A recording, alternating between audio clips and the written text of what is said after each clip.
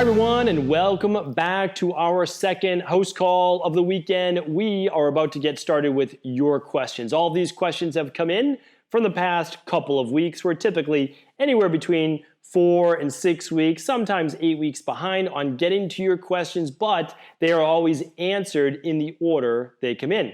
So thank you so much for all of you for tuning in. I do appreciate each and every listen, I truly do. And I love to see that a lot of people are also asking questions, not just for themselves, but also how can I help a family member? How can I help a friend? And it's really beginning to spread this message of hope through healing. And that is because there is always an answer. Now, we don't always want to hear the specific answer, but there's always an answer. If you're dealing with the worst of the worst immune-based issues, there is an underlying root cause. If you're dealing with some type of inflammatory issue, there is an underlying root cause for that inflammation.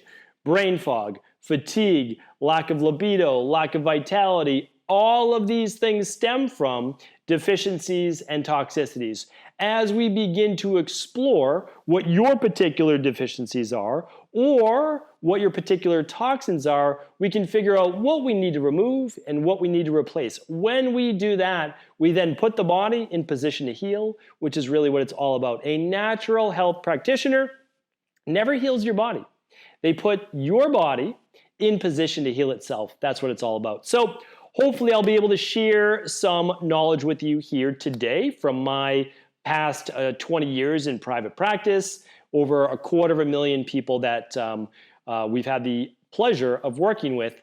And of course, I'm sure that we've come across whatever your issue is as well. If not, we'll always give you at least another place to look. All right, so let's dive right into it. I'm opening up my Pages document. That's not it, that's my calendar. All right, and here we go. Today is episode 1689. If you want to follow along with all of the questions, read right along, especially if there's some medical terms in there, you can kind of see what it looks like. You can head over to stephencabral.com/1689. All right, first question is from IS. I think that's how you may pronounce it.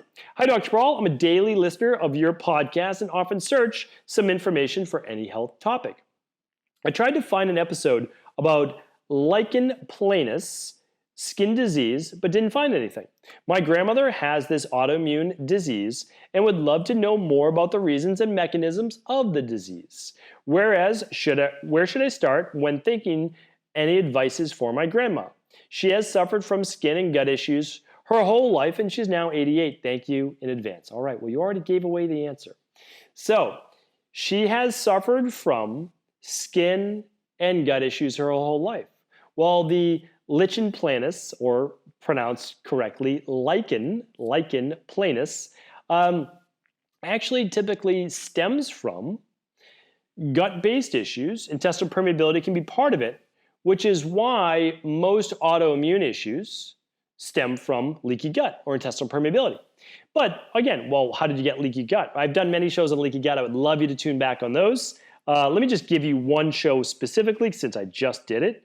And it was, let's see if I can find it. If I can't, I apologize.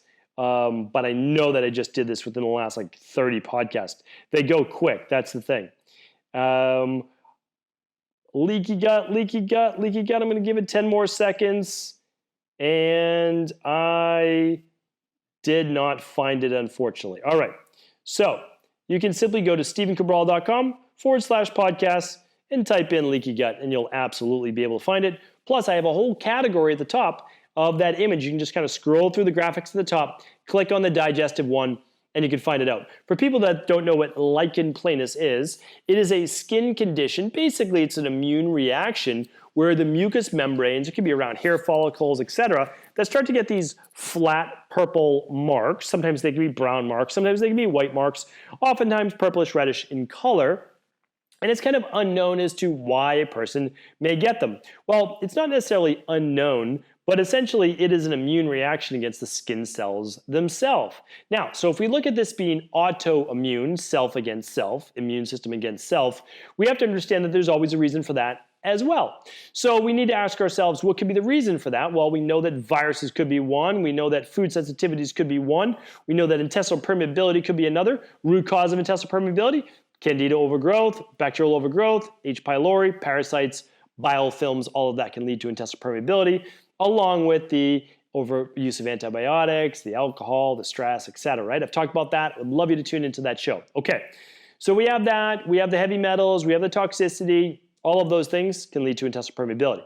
So again, I can't provide you with a disease diagnosis, a treatment, or a cure. Only a licensed medical doctor can do that, and as we know, they specialize in conventional medicine, and hopefully by now we realize conventional medicine is the absolute best for acute-based health. What does that mean? Well, it means that you broke your arm, okay, you go to the emergency room. You're having a heart attack, you go to the emergency room. Acute-based care. But if you're trying to help someone with a chronic-based condition and you're treating it with pharmaceutical drugs, it's questionable. It really is. In the short term, okay, high blood pressure of 220 over 160, I get it. You're going to go on blood pressure meds, diuretics, beta blockers, calcium channel blockers, whatever you need. But hopefully, you're only doing that while you then work on the root causes to why you got that in the first place. No different with this Lichen Planus as well.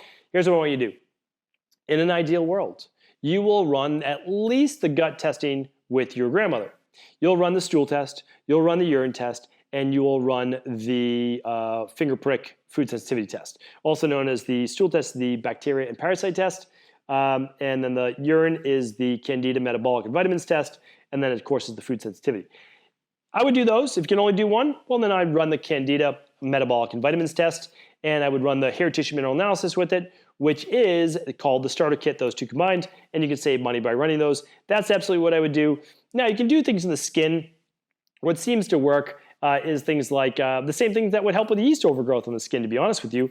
Colloidal silver, apple cider vinegar, borax, baking soda, coconut oil, tea tree oil. All of these things can work, but remember, you're working from the outside in, and that's not going to solve the issue. You need to work from the inside out.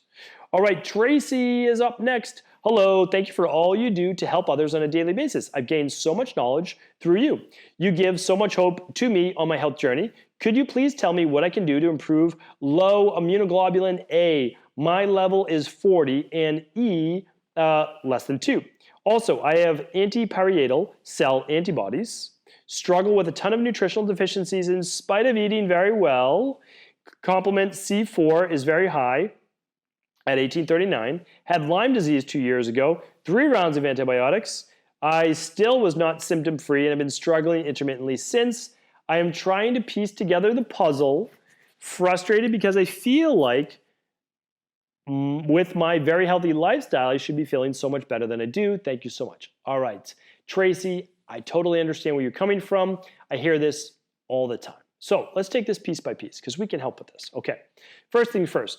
Immunoglobulin A is very low. All right, yours was less than a 40, or yours is a 40. Mine was a 0. A lot of people don't necessarily believe that when they hear that. My secretory IgA, which is secretory immunoglobulin A, which is one part of your immune system, that's basically in all the mucous membranes of your body, ears, nose, and throat, was a 0. That means when something came in, it basically got a free ride into my body. No wonder why I was sick all the time. But I was also sick all the time because I had previously been sick all the time, right? So it kind of was just, my body was completely worn out. Now I did have Addisons disease, so that was that. But here's the thing, I've recovered. My secretory IgA is no longer 0. It's actually much better. So what can I say about this? Well, when the body gets stressed, it gets run down. You've taken antibiotics like a doxycycline or something like that for Lyme. It sometimes takes a little bit to repair. Now, that was 2 years ago, though. What we want to do is we want to begin this healing process. You've got gut issues. The antiparietal cell bodies basically is an issue with another autoimmune issue with the gastric cells. And that's probably why you have nutritional deficiencies as well. I don't know if you're on an acid blocker. Here's what we want to do. We want to run the same test that I had our friend IS run for her grandmother. We want to know, especially we want to do the bacteria and parasite test because it comes with an H. pylori test. You want to figure out if you have H. pylori. Really, really important to look at that, okay? Then you want to look at bacterial overgrowth. You want to look at Candida overgrowth or yeast fungal overgrowth is what it tests for. Food sensitivities are important, but if you have to save on one lab, maybe hold off on that because we, of course, could provide you with a kind of food elimination plan. That is absolutely where I would start. 100%, that's where I would start. So sure, you could run the Big Five. The Big Five labs would be great, but those are my first recommendations for sure. So thank you, Tracy, for writing in. Paula's up next. Hello, Dr. Cabral. How can someone do the CBO protocol, the CBO finisher, and still be sensitive to numerous herbs? I thought this was going to be resolved once I rebalanced my microbiome, but I continue to react to things like saffron, licorice, cumin, and a bunch of other teas and spices. Do you think it takes more than 6 months to fully heal the gut and have a healthy microbiome? Maybe if I continue taking the daily probiotic for a few more months, it will improve. What are your thoughts? Well, it's a really good question. So here's the thing. You can absolutely heal your microbiome in 6 months. No doubt about that. Now, it continues to heal. There's no doubt about that. But you can absolutely heal in 6 months. So now, why would our friend Paula still be sensitive to things like saffron, licorice root, cumin, and other teas and spices? Well, let's think about all of those things, because we always want to think about what is the relationship through random things like saffron and cumin and tea. Like, why would those be related? Well, we can tell one thing, that Paula may have not a gut-based issue right now, but now the remnants of an imbalanced immune system, one that is probably a little bit more Th2 dominant. Again, not providing any diagnosis here, but if you realize that Th2 dominance leads to more of these food sensitivities, namely more of a mast cell production, namely more of a histamine sensitivity, then you'll begin to realize that Paula may do tremendously better by following a lower histamine diet. And again, when you look at histamines, it's all about that rain barrel. The more that you have in one day, the higher that rain barrel begins to overflow. The less that you have, well, the more leeway that you have with a particular meal. Let's say you have a dried rub spice on a chicken or a steak, and then you also have a glass of red wine. Well, that's going to send your histamines through the roof. Or let's say, oh, I think that for healing my gut, I'm supposed to do some kefir or some fermented veggies, some sauerkraut, or some kombucha. Well, super high in histamines. So now what happens is we have all of the symptoms of brain fog or itchiness or fatigue or any of those things that come with the sensitivity to histamines. So what I would say is you can absolutely resolve your gut issues in 6 months, but sometimes, again, you're a healthy human being, but sometimes these sensitivities to foods or the Th2 dominance does take a bit more time. So Paula, hopefully that gave you a start. Follow if you can, or if you choose to. I'm not giving you a treatment protocol, but I would follow a lower histamine diet, less teas, less spices for right now, and just see how you do. And that could kind of be your litmus test for if this is particularly the issue. Remember, histamine foods, go back, listen to my previous podcasts, smoked foods, aged foods, fermented foods, and that's what we talked about, right? Dried means aged. So these dried spices are aged. Fresh, not as many histamines, right? A fresh cilantro, a fresh oregano, a fresh whatever is very different than a dried spice as well. Okay, great question, Paula. Sarah's up next. Hi, Dr. Cabral. I'm a big fan. Thank you for what you do. I'm looking for some advice for my husband. He suffers with issues down the right side of his body. He has tendonitis in his right leg. He has a blind spot behind his right eye, a hernia in his lower abdomen, and a lump on the side of his lower back. Is this a liver issue? Would cutting out inflammatory foods such as gluten, dairy, sugar, soy, eggs help? He also gets heart cramping from time to time. He has seen numerous doctors and is always told to go back if things get worse, as he is managing, but he is in pain every day and is quite miserable. Do you have any suggestions? Many thanks. Okay, so first question. Would he be healthier if he cut out inflammatory foods? Yes. Yeah, it's absolutely yes. Would he be healthier if he cut out gluten, dairy, sugar, soy, eggs? Yes. The answer is yes as well. So that's what we can absolutely do that. Like, I mean, again, I can't provide a treatment protocol. You know that that's not allowed by the FDA. So here's what we can do.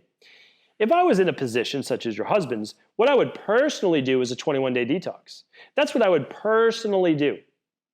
And before I did that 21-day detox, I would run the Big Five.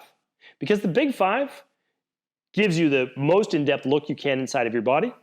Gut health, vitamins, minerals, omegas, food sensitivities, you name it, right? That's what we do.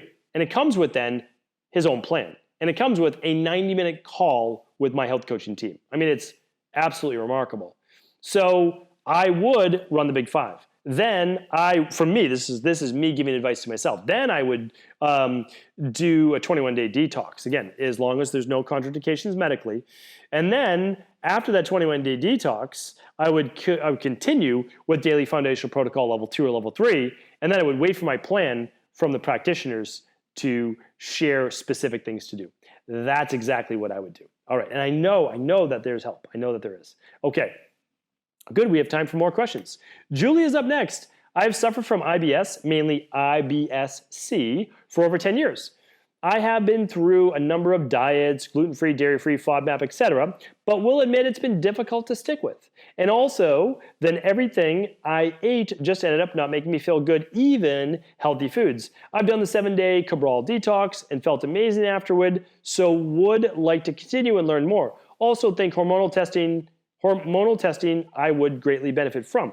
Okay, Julia, I'm happy to hear, first of all, well, I'm happy to hear that you listened to the show. That's first and foremost. The second is I'm happy to hear that you got great results in the detox, because it begins to tell me that there's definitely a digestion food sensitivity issue, and that's why the functional medicine detox helped clear a lot of that up. But you talked about the hormonal testing.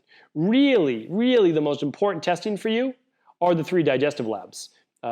Organic acids test, which is what we call the Candida metabolic and vitamins test. That's number 1 for you. Number 2 for you is the bacteria and parasite stool testing. And number 3 for you is the food sensitivity testing. Could you benefit greatly from the stress hormone mood and metabolism test? 100%. 100%. That's why I would love for you to run the big 5 plus the stool test. That would be 6. But honestly, and the only reason you wouldn't is simply because of finances. I mean, it's just a cost because it's not covered by health insurance. But that's what I would do. I mean, if there's a digestive issue, let's look at the gut first. Without a doubt, of course, hormones and stress plays an issue with digestion. But I know that you've done a lot of diets, but it doesn't sound like you've done a lot of protocols. A protocol is very different than a diet. When you look at our CBO protocol, it gets towards the root cause. When you do a diet, well, it's just a diet. And then it comes back once you go back to however the eating was. So our CBO protocol is an actual system and protocol. And yes, it includes a diet, but diet is only part of the equation. So Julia, that's what I would do specifically. All right. Andrea's up. After doing the big 5, I had some minor yeast overgrowth, mineral imbalances, very little mercury, and some hormone issues. Nothing too out of whack. I would say apart from hormones, I'm 23, currently a level 1 IHP student, thus follow all of your nutrition, supplement, and exercise recommendations. I haven't ovulated for almost a year now. No sign of my period after stopping the pill. My estrogen was extremely low, and so was progesterone. The rest is in control, including cortisol, DHEA, testosterone, etc. I couldn't test during a specific day of my cycle because I didn't get my periods, so that was a bit annoying, of course. Given that I followed all of your health protocols and recommendations, such as CBO finisher, adrenal soothe at night, DNS, would you think that at this point, it looks like I have to go the conventional path? I know that you don't give medical advice, but I'd love to know your point of view. Do you think I should try hormonal therapy temporarily to force my period? Or should I wait a few more months, even though I'm still far away of becoming a mother? I do worry about fertility. Not only that, but I also get very worried as I know that the period is a sign of health. Thank you so much in advance. Okay, Andrea, honestly, this is where you do have to really go with the guidance of your health coach and practitioner. And the reason is this. I don't know what your hair tissue mineral analysis looked like. I don't know if you have a high calcium magnesium showing there is stress, potentially through still the HPA axis dysregulation of norepinephrine, not necessarily just cortisol. Remember, there's more ways to be stressed than just cortisol, right? A giveaway of low estrogen, low progesterone certainly shows a sign then of potentially previous stress, of being on birth control in the past and dysregulating hormones, what I would say too is under-eating or over-exercising. So these are all things that I don't know about you, but your health coach does. Now, what I would say is, okay, if everything else really is good, then great. Here's what I would do. I would do the ultimate deep sleep protocol at night, which is the adrenal soothe, the full spectrum magnesium, and the sleep products, right? Because we really want to reset the circadian rhythm, get you into a deeper, more rejuvenative sleep. Because maybe you're asleep at night, but you're not getting an hour and a half plus of deep sleep or 2 hours plus of REM sleep. Maybe you're not using a tracker like something like this, right? So we need to make sure that you're getting good quality sleep. that you're following the whole de-stress protocol: diet, exercise, stress reduction, toxin removal, rest, emotional balance. What if you're dealing with a lot of stress in your life right now, a lot of trauma previously that's unresolved? And then that success mindset that you can get well, that you will get well. So there's so much to look at, and that's why working with, again, I know that you're an IHP, you're studying right now, and that's great, but oftentimes we're the worst with ourselves. So we need to work with another coach, another practitioner. And you can still do seed cycling. You can still do a product to boost estrogen levels naturally with herbs. You can still use a product to boost progesterone levels naturally with herbs. So again, those things are out there. They really are. And I would highly recommend that. Now, it's your choice to go the conventional medicine path. And I'm not saying not to do that, but I say that may have what got you into this place in the first place. I don't know. Like, again, I don't know if it was antibiotic use. I don't know if it was losing too much weight. I don't know if it was on being previously on birth control. So I don't know. I don't know how you got here. But what I can say is, if we can exhaust all of our natural resources first, that's always my ideal. It doesn't have to be yours, but it's my ideal. And I do believe that in most circumstances, we are absolutely successful with that. It just doesn't always happen within 4 months or even 6 months. Sometimes it takes a little longer. But some of our best success stories are when women are really working to get pregnant, they're working on their health, and I can think of 3 people right now just over the last 2 months that popped my mind that they were working on it, they were trying, and it took some 6 months, it took others 8 months, it took one 13 months, and they made it happen. And now their body is so healthy for being able to have that new healthy child as well, because they did the detoxes, they did the heavy metals, they did the gut just like you did, and they continued to work on the stress that was maybe holding them back as well. So Andrea, hopefully this is helpful. I wish you nothing but the best. Hopefully that was at least a place to get started. I appreciate everyone for tuning into today's show. And as always, if today's show was helpful, please do feel free to share the show with anyone you believe it could serve. And don't forget to tune in tomorrow for our latest Mindset and Motivation Monday. Take care, everyone. Have a great day.